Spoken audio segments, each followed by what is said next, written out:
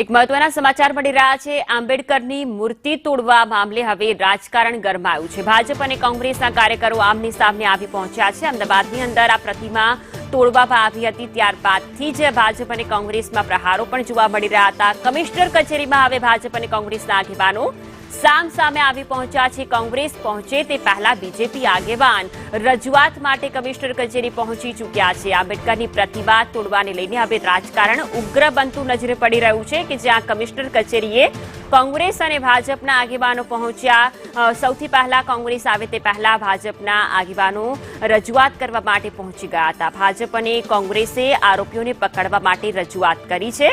જે પણ આરોપી હોય, જેણે પણ આ કૃત્ય કર્યું હોય, તેને પકડીને તેને સજા કરવાની માંગણી કરવામાં આવી છે। અમદાવાદમાં આંબેડકરની પ્રતિમાનો મુદ્દો ગઈકાલથી જ ચર્ચામાં આવ્યો હતો અને ત્યારબાદથી જ આમાં હવે રાજકારણ શરૂ થયું છે। ત્યારબાદ ભાજપ અને કોંગ્રેસ તરફથી અનેક નિવેદનો પણ સામે આવ્યા હતા। અમૂલ ભટ્ટે પણ એવું કહ્યું હતું કે આંબેડકર બધાના છે, આ મુદ્દે રાજનીતિ ન થવી જોઈએ, આનાથી પણ સારી મૂર્તિની સ્થાપના કરવામાં આવશે। પરંતુ આ વિવાદ શમવાનું નામ નથી લઈ રહ્યો અને આજરોજ પણ કમિશનર કચેરીની બહાર કે જ્યાં ભાજપ અને કોંગ્રેસના આગેવાનો મોટી સંખ્યામાં પહોંચ્યા છે, સૂત્રોચ્ચાર કરવામાં આવી રહ્યા છે। દિવ્યા ત્યાં પહોંચ્યું છે, દિવ્યા પાસેથી વિગતો લઈશું। દિવ્યા, ત્યારે આ મુદ્દો સૌથી વધારે ગરમાતો નજરે પડી રહ્યો છે। ગઈકાલ સુધી શાંત લાગી રહ્યો હતો, પરંતુ આજે હવે ઉગ્ર બની રહ્યો છે મુદ્દો।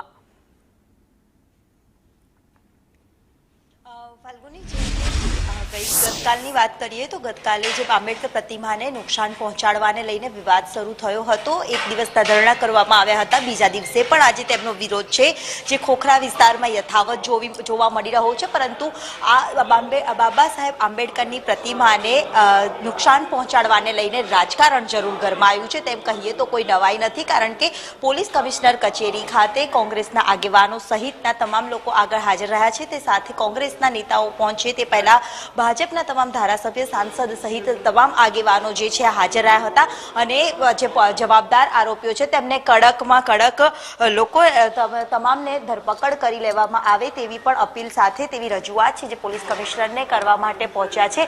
અને રજૂઆત છે તે ભાજપ અને કોંગ્રેસના તમામ જે આગેવાનો હોય તેમને તમામ આગેવાનો છે તે અહીંયા પહોંચ્યા છે। બીજી તરફ આમ આદમી પાર્ટી દ્વારા પણ કમિશનર કચેરી ખાતે આજે પહોંચાય તેવી પણ સંભાવનાઓ જોવા મળી રહી છે। કલેક્ટર કચેરી ખાતે તેઓ પહોંચીને તમામ લોકો સામે ઠોસ કાર્યવાહી કરવામાં આવે તેવી માંગ છે તે કરવામાં આવી છે અને સાથે જ રાજકારણ જરૂર ગરમાયું છે। કારણ કે ભાજપ અને કોંગ્રેસ બંનેના આગેવાનો છે તે અહીંયા પહોંચ્યા છે અને જવાબદાર લોકો સામે કડકમાં કડક કાર્યવાહી કરવામાં આવે તેવી માંગ છે તે કરવામાં આવી રહી છે।